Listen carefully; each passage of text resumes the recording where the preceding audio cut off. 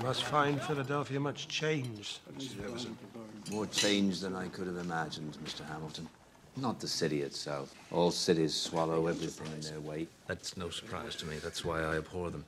But I've been, as you know, in revolutionary France, where the streets are filled with the songs of liberty and brotherhood and the overthrow of ancient tyrannies of Europe, and to return from there to this, our cradle of revolution, and find the dinner table chatter is all of money and banks and authority is an unwelcome surprise.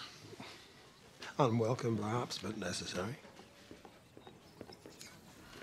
I must admit, Mr. Hamilton, I'm a little uncertain as to the purpose of the Treasury Department. No doubt its function will reveal itself to me in good time. The future prosperity of this nation rests chiefly in trade. Trade depends, among other things, on the willingness of other nations to lend us money. And how would you propose to establish international credit? Our first step would be to incur a national debt. The greater the debt, the greater the credit.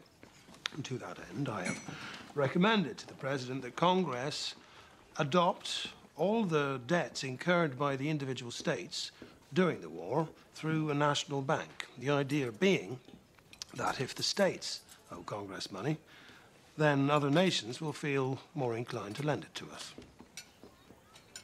If the states are indebted to a central authority, it increases the power of the central government. You have it exactly.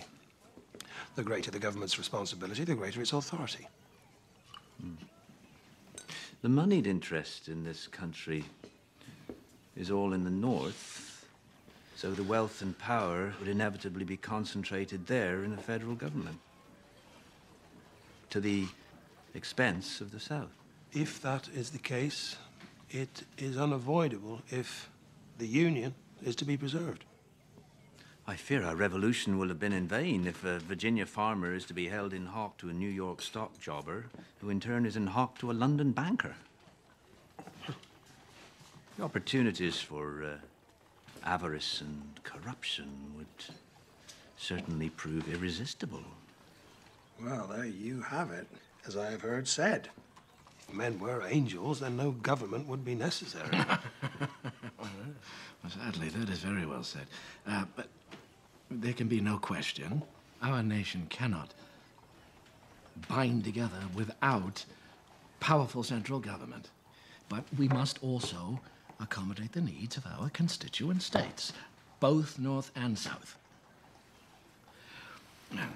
The power of one must check and balance the other.